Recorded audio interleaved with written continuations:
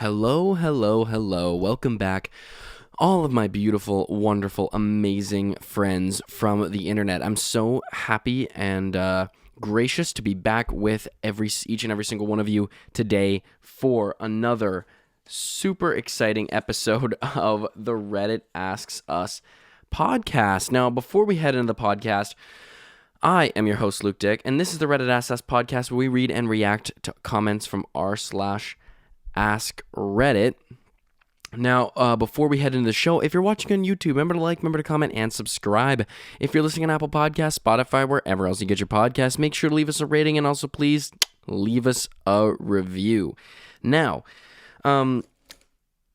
I can't lie, little disappointed, didn't receive any comments for the last week, but I also want to keep reiterating this brand new feature on Spotify. So if you listen to the podcast on Spotify, there's a brand new feature that will help us interact more and get this and spread the community. So if you click the episode description, if you're listening on Spotify and you click the episode description, the question of this episode will be listed in the description, and you can submit your answers for me, and then I can post those answers on that on the podcast description page.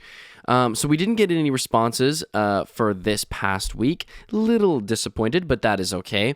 But I just want to urge and encourage all of you to go back. I did a couple more for some of the previous episodes, so I think there's like 4 now for the past 4 episodes. So if you do listen on Spotify, you can go in and click the episode description and be able to answer the question that is there. And then click the question, and you can answer that question in that description. And then I will read out those responses on the next week's following episode. You can also do that by commenting on my YouTube page under the most recent episode at Reddit Asks Us on YouTube, and I'll read that response out aloud on the next week's following episode. So I don't obviously blame us for not getting an episode or not getting questions or answers from the last episode, because the last episode was fairly specific. I tried to change the question in the description, so if you go to the description, you peep the question there, you might be able to answer it a little bit easier than the actual episode question, but that's okay. You can go back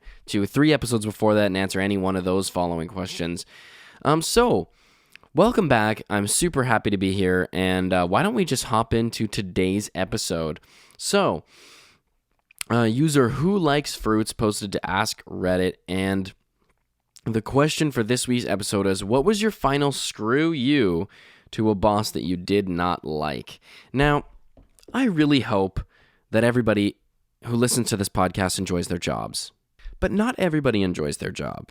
Not everybody feels appreciated at their jobs, and not all jobs are great jobs, and that's kind of the way it is. And listen, I got to be careful about what I say, because it's not like I've enjoyed all of my previous jobs either. I do enjoy the job that I have now, and I'm also in school too, so it's not like I'm working all the time. But it's it's very easy to come across jobs that you don't like, especially when you work jobs in high school, and you might not really vibe with some of those jobs, especially jobs that are in the service industry or the retail space. Not saying all those jobs are bad, but sometimes you can run into people that can make the job a lot harder. But this one stuck out to me because, yes, like I think it is important that we highlight our fellow workman soldiers out there who are going to work every single day and maybe don't particularly like the job, and maybe just be able to hear some fun stories. So, first one here comes from Lincoln16. I was thinking about quitting, but was holding back. I scheduled a vacation with 3 extra days. It was a once-in-a-lifetime type of trip. He rejected my vacation request. I thought about it for a couple hours, went to his office, and told him I'm taking the trip no matter what. The next morning, the boss met me at HR, and gave me a formal written warning. I responded by giving him my 2-week notice. They apologized and tried to convince me to leave, but it was too late. Especially if you're like booking unpaid time off too. Like, I don't know.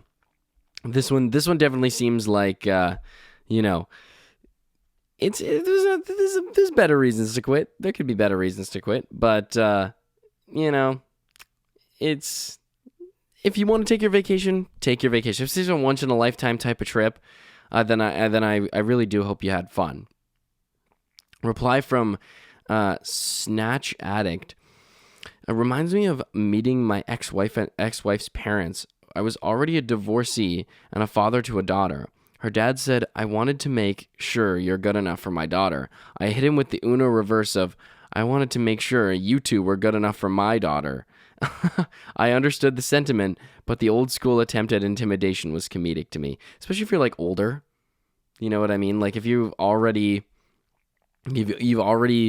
lived your life, you have a daughter, you've already been married, checking to see if you're good for my daughter. If you're gonna have her home on time, we don't play around here, okay? I want my daughter home. I want her safe, and I don't want her home any later than 9 p.m. Okay? Does that sound all right? Is that something you can handle?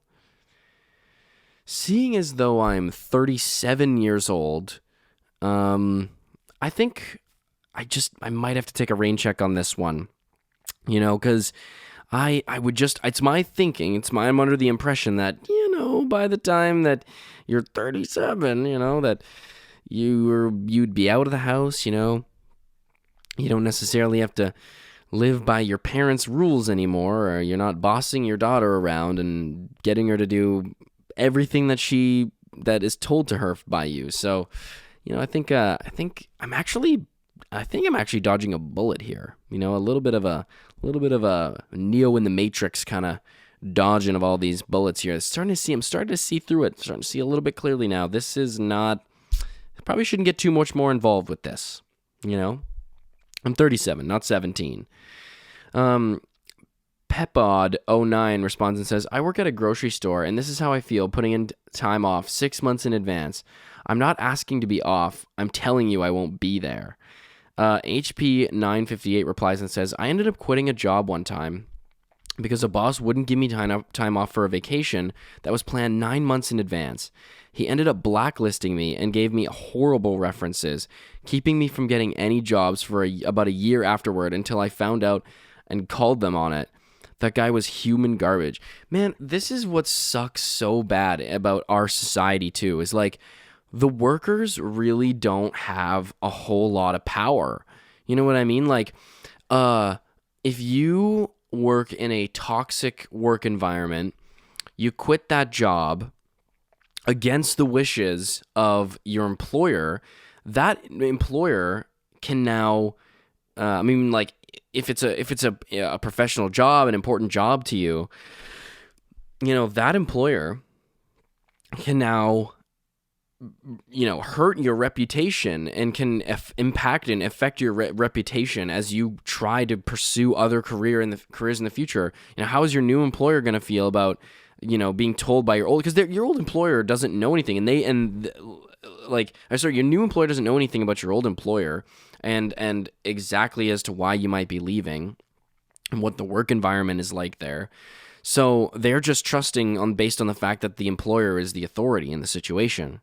Which seems unfair because it's not like all employers are created equal. It's not like working for every single place is going to be a positive experience, right? And so now you have to be your future job prospects could be hurt by that because of you leaving a place where you didn't feel valued and you weren't seen as a useful or even wanted employee, right? And that's what just really makes me so mad about the way that our society structures businesses and stuff today, because you could really get like it said, for this person, they found it hard to find a job for a year. And then that looks even worse on a resume, right? Like now you have a gap in your resume for a year, and then you have to explain that to your employer.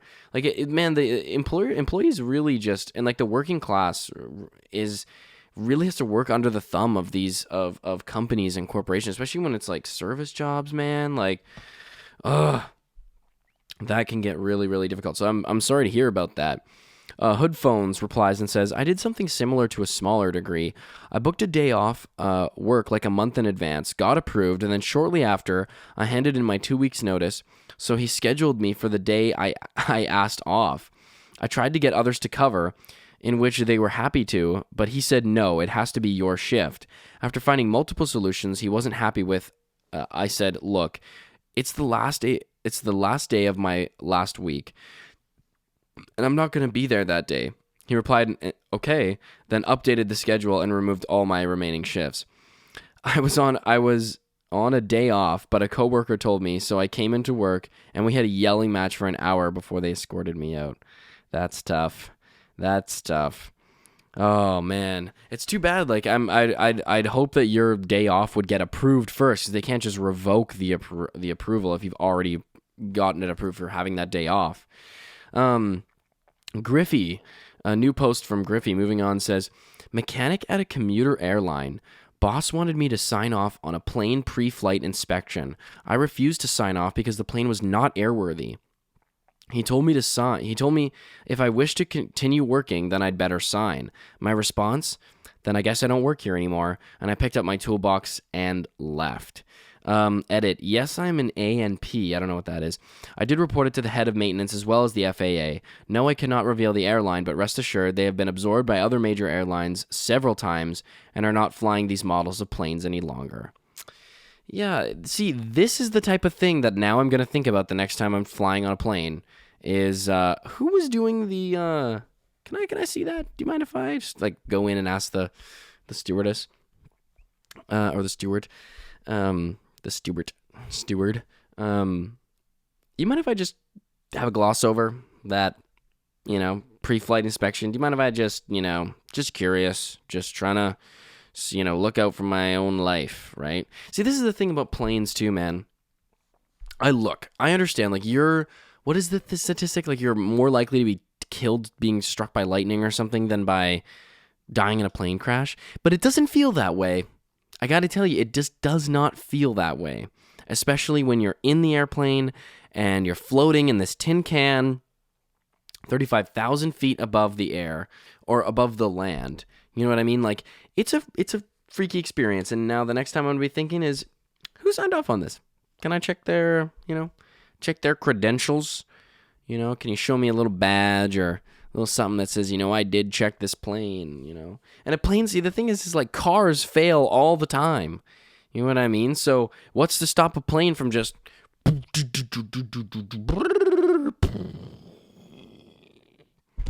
and then exploding? But plane crashes almost never happen too. So it's just like, and when you do hear about them happening, then it's, it seems like the biggest news in the world. But man, especially like bad turbulence on planes really freaks me out. Not a big fan of traveling by planes. I'm waiting for the underground, super hyperspeed subways. That's what I'm going to be waiting for. All right, next one comes from Intrepid Knowledge 27. I was a program director developing and piloting a new program. And after a year of being overloaded and telling our executive director I either needed a second person or a smaller caseload, he pulls me into his office and goes, "We don't really think you're a good fit for this position, but you're a bright young lady, and we'd hate to lose you. I'm giving you the option to stay and be my secretary. You have until 7 a.m. tomorrow to decide." I took an early lunch, walked to my other job, asked if I could take on more hours, walked back and told him I'd found other employment and would have my stuff cleared out by noon. He asked if I could stay 2 more weeks to train a new person. I told him no. What if we paid you a consulting fee? No. But if you're the only person in the country certified? Should have thought of that earlier. Bonus, this was in the middle of an audit where it was discovered that he owed me about $3,000 from unpaid hours. I like to call it my leaving bonus. Yeah, it's a bonus there. Bonus in the Reddit post and bonus from the job. But that's pretty awesome, though. It's like you go and you leave. You just like leave for lunch. By the time you come back, it's like, yeah, I actually don't think that this employment situation is going to work out. I found other full-time employment, actually, so I think I'm pretty good. What? How did you find other full-time employment? Well, I know people who actually, appreciate good work, so I think I'm just gonna go over there, just gonna jump ship if you don't mind, gonna head out of this place. But yeah, that must have had your boss pretty shook. Um, Reply from Unca Monk, them. We don't think you're a good fit for the position. You. I'm literally the only person in the country that fits this position. Some people, man. Yeah, that's the thing is like employees are just seen as expendable. And it's the threatening, you know what I mean? It's this like I feel like in certain jobs and stuff, you always are living with a fear. You know what I mean? Living with the fear of being fired, being having your hours taken away from you. This is why like it's like workers unions are so important, and like you got to stand up for things like this is why I'm also like not all professors are created equal, don't get me wrong. I think there's a lot of problems with the university system, but being a tenure professor, like for the opportunity to get that tenure for a lot of people is really good because it secures their job position and pretty much makes it almost impossible for them to be fired.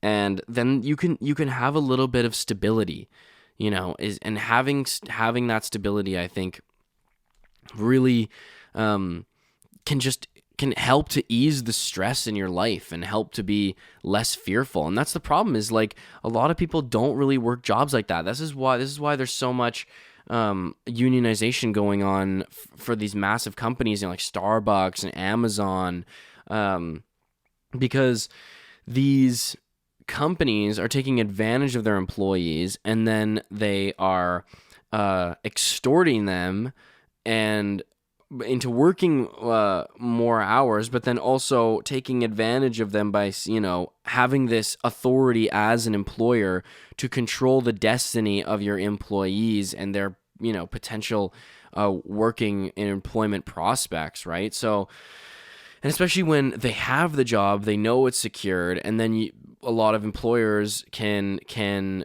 play with that, and it's like, well, do I quit my job? Because then you go through this time of uncertainty and not being able to have a job, and people can't not a lot of people can have the security of a job that has security, cannot have the peace of mind of a job that has security, right? So it is really important that that us as employees and as workers band together to make sure that we are, especially if we are doing good work and we are doing work that is valued and has value, then it is really important for us to be able to recognize each other as employees and work together so that we can have some say and some control over our own destiny as employees in this world. User I just comment responds and says, my boss and I had butted heads a few times after she took over the office. After finding a much better job, I handed her a list of my job responsibilities, which she asked for because she didn't understand what I did there. This is too much. We have to distribute all this to 4 different people. And I said, yeah, and walked out. Spoiler, she didn't do any of that and was fired less than a year later as the office was falling apart.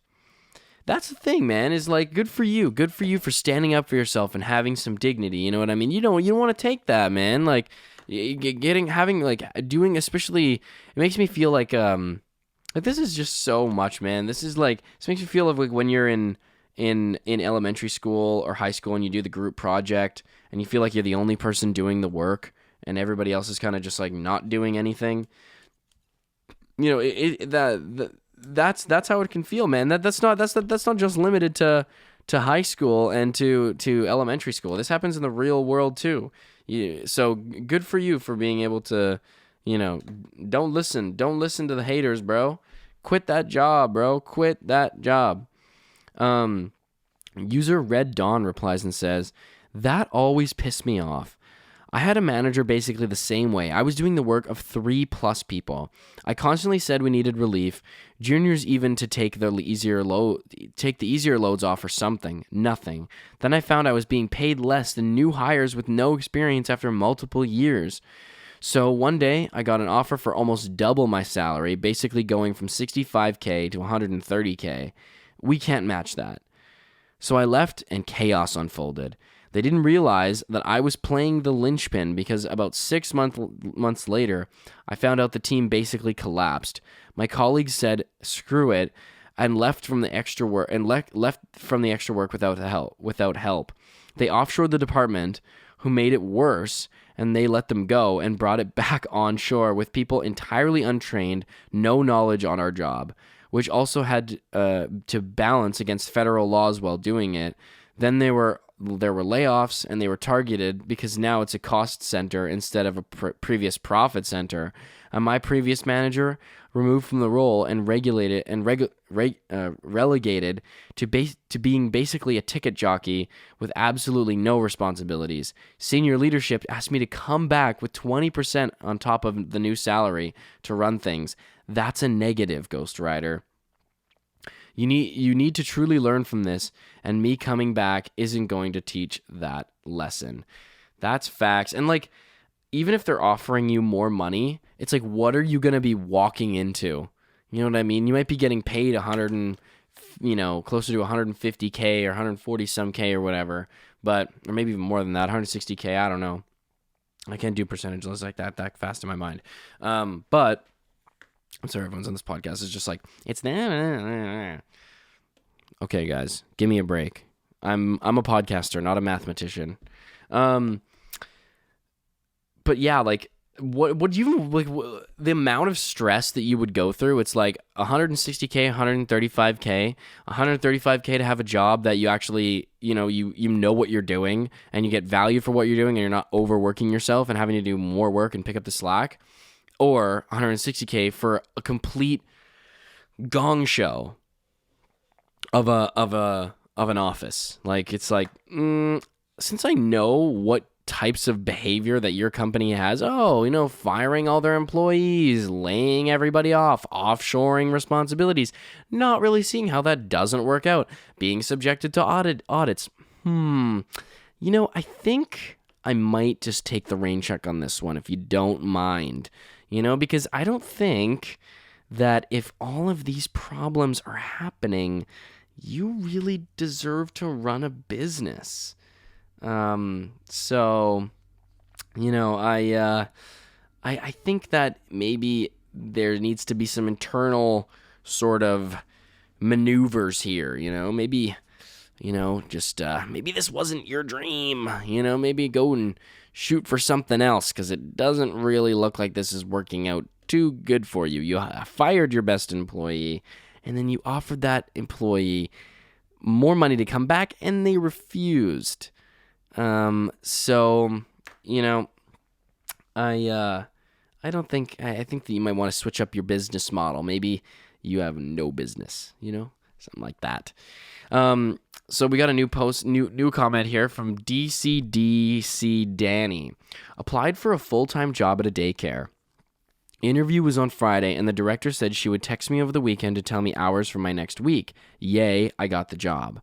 Monday rolls around and no text or email from her, so I'm sitting in my PJs at home thinking I'm out of work. At 10 a.m., a random number calls me and asks me to come in for 11. I let it slide thinking she lost track of time or whatever. By the end of the day, I was asked for my schedule, and she said she'll contact me tomorrow morning at 9 a.m. The next day is the same thing, except this time she calls at 11 a.m. asking me to come in for 11:15. I waited 2 hours for her to call. Now I have no car and live 15 minutes away. On top of this, the shifts were only 4-ish hours long, so the job isn't even full-time. I tell her I need a schedule by the end of the day. Didn't get one. The next day she calls at a random time, but too late. I'm busy at an interview with a different job. I tell her I'll stop in to get my check by the end of the week because she can't respect my time, and I lied on the ad about being full-time. Also, I am not getting paid to be on call. Yeah, man. And it's tough, man, especially with the daycare. The whole daycare business is a whole, crazy business in and of itself, especially within the United States, man. Like, I don't know if you're from the States, but I know, like, it's just there, and even in Canada, that it's just you don't get the time that you should get off for maternity leave or paternity leave for taking care of your children after they're born. Like, the world, oh man, the way that our world is structured, they just don't even see raising a human as like a valuable thing. You know what I mean? It's like, 6 months. Well, what happens if I put a 6-month-old baby at home alone? Do you think that baby's going to be able to survive? Like, where's the logic in this 6 months or whatever it is? Like, or 3 months in some places, like, that don't have like a guaranteed maternity leave. I think in Canada it's maybe like a year or 2 years or something like that you get for maternity leave, but or paternity leave. But it's like, yeah. So I'm just gonna, like, my 2-year-old. I'm responsible for providing for my own life. You know what I mean? And I think everyone in this life deserves to have children, or else no one is going to be here in the future. So we have to collectively decide as a society if having children is worth it. I think, if we're gonna weigh the scales here, I think that having children is generally a pretty positive thing for society. Kind of sustains the entire existence of the human race. So I think that is, I'd say that's a good thing. And so then we got to balance this with the idea that, we need to get time off to be able to raise these children, to be able to, I don't know, take over the responsibilities and jobs that humans are doing now and potentially make things better in the future. So, I don't think that, like, it's just not seen as a valuable task to raise children. It's like, well, these are the people who are going to be, so sort of controlling the society that we live in when we get old. So, how about we maybe focus on them being treated well? Maybe how about we do that, right? Because kids can start going to school when they're 5, right? So at least school kind of has them. And then, if you get off work, when I was a kid, my parents didn't get off work till later. So when I got off school at like 3 o'clock or whatever it was, I'd have to go to daycare for like 2 hours till my mom got off work, and then she could come and pick me up, or she'd, call and say, oh, and then I can walk home. Those are some of the best calls in my life. Not gonna lie, was when you're at daycare, you're playing with your friends, and your mom calls, tells the daycare worker that you can leave. That is probably one of the best feelings in the world. You feel like so dope leaving all your friends. You're just like, I'll see you boys on the other side. All right. Call me when you get out of this place. How about that? How about you give me a call when y'all head out? Maybe we can go play cops and robbers later. But for now, I'm going to go home, eat food from my actual house, maybe have a granola bar, maybe pop some popcorn or something. Yeah, that always felt like the dopest feeling in the world. But yeah, it doesn't really seem like employers really care too much about, I don't know, raising children, the next generation. Let's go next one. Greedo in a Speedo. Working retail, I quit at the register on Black Friday. I had recently gotten another full-time job and was keeping this retail gig because I liked the employee discount, and due to my other job, this check was pure fun money. All that is to say, I didn't need the retail job. My store manager comes over at hour 7 of my shift with chaos and a line of 100 people long, and has the nerve to tell me to up my sales. Oh my God. Fishing for promotion signups, rewards, credit cards, etc. This is why I'm a terrible salesman. Wasn't cutting it, or tell my upsells weren't cutting it for how much traffic I was seeing. In front of the customers, I already couldn't stand this bee, so I said, you know what? You do it. I'm done. And then I apologized to my coworkers on the way out. Oh, at least you apologize to your coworkers, because that is definitely going to carry over. But I am the worst salesman in the world. I hate upselling people. It's like all these psychological tricks or whatever to get people to spend more money. It's just, I find it feels crooky. You know what I mean? It feels shady. It's like if someone wants a product, I want them to come into the store looking for the product. I don't want to make them want something. You know what I mean? Why?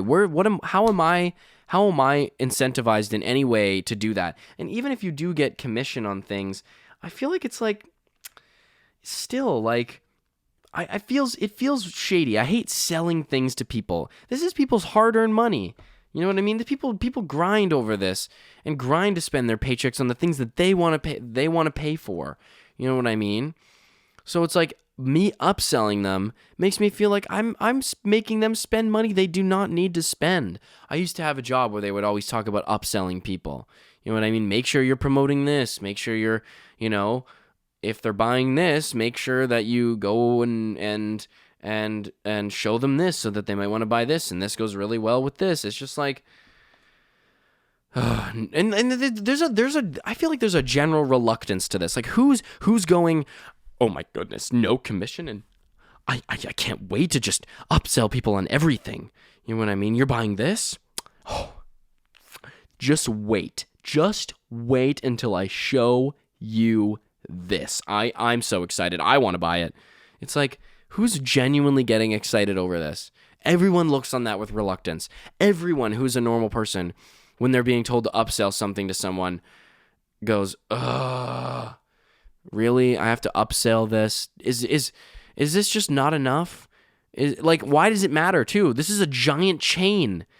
You know what I mean? I seriously don't get that. I don't understand that either. It's like, we work for a giant corporation. Do you really think that the head executives of this giant corporation are going to look at our specific numbers for this specific store and be like, they're slightly lower than this one, but higher than this other one? And it's like, is this real? Like, are they really gonna, you know what I mean? Like, I don't really think that this, I just don't get it. I don't get it. I don't understand the upselling. It's like, it just feels terrible. There's no way to make it feel less con-y. You know what I mean? It feels like just a con. I don't like it. Zally7 says, I worked a register job at a bulk store for a while, and they had the same issue with me. I hated giving that dumb little spiel to each person in line. It felt scummy to me, and I didn't like that. I felt that I was forcing onto something the customer that they didn't want. I even got yelled at by customers for it a couple times. Of course, everybody hates upselling. Who likes it? Who likes to upsell? Ooh, I can't wait to go to work and upsell people on things today. No, I just want to go to work. People buy their things and then they leave. No, I don't want to upsell people. Speedy Spoolie replies and says, I feel this. In my younger days, I worked retail in a clothing store. It was during college. Obviously, it paid minimum wage. At the time, that was less than $6 an hour. It was a basic job, stock merchandise, straighten the shelves and racks, run register, blah, blah, blah. Pretty much the entire staff, including the store managers, were around college age. They didn't break our balls, and we did what we were assigned to do. The problem was ... Derek. Derek was the district manager, and he was exactly the kind of district manager you dread.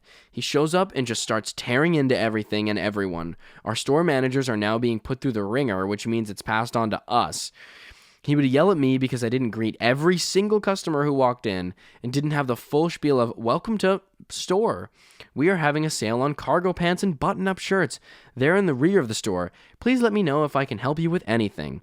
He also yelled at my SPT, sales per transaction, were too low and that I needed to upsell more. He snidely told me, I'll show you how it's done, and took the next customer. He bombarded the poor guy, followed him around the store, making suggestions, giving him the hard sell, and when the customer left, he left with multiple items, and Derek stood there all smug. That's how you do it. Until about 15 minutes later, when the same customer came back and returned everything but one item. When I asked why he was returning them, they made us. He said, I really just wanted the shirt. Screw you, Derek. I swear, retail management largely has no clue.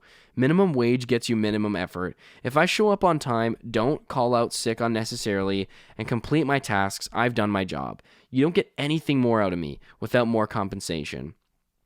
I even had one manager, different job, give me crap when I told him I couldn't make the mandatory store meeting because I had college class. He said I needed to get my priorities in order. My friend, I'm a college working part-time for minimum wage at a clothing store in the mall. My priorities are exactly where they should be in this situation. I'm choosing the college course I paid thousands of dollars for over the 2 hours of minimum wage to sit in the store and learn that we're selling hats now. This is exactly it, man. And like, look at how the behavior of what he has to do. He's got to follow them around like a leech, like a freaking vulture or something. You know what I mean? Like, do you feel good about that? Honestly, like that feels like some psycho type of thing. Like, you know what I mean? This feels like it just like it just feels wrong. You know what I mean? It feels, especially when you're getting paid $6 an hour.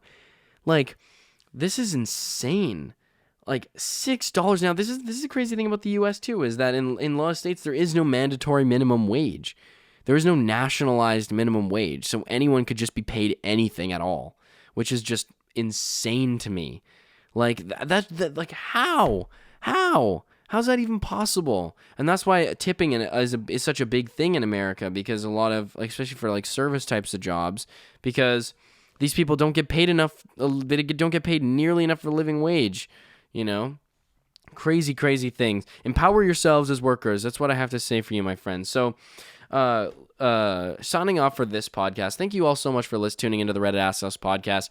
If you're watching on YouTube, remember to like, comment, and subscribe. If it's an Apple Podcast, Spotify, wherever else you get your podcast, then please leave us a rating, and also please leave us a review. Remember, you can answer if you go to the description of the newest episode on Spotify. You can answer the question from the episode title, and I can post those and read them out on the next week's following episode. You can also do that by going to my YouTube channel at Reddit Asks Us and commenting, and I will read it out also on the next week's following episode. Workers of the world unite. Thank you so much, my beautiful friends from the internet, and I will see y'all beautiful ears next week. Peace out. Love you. Bye.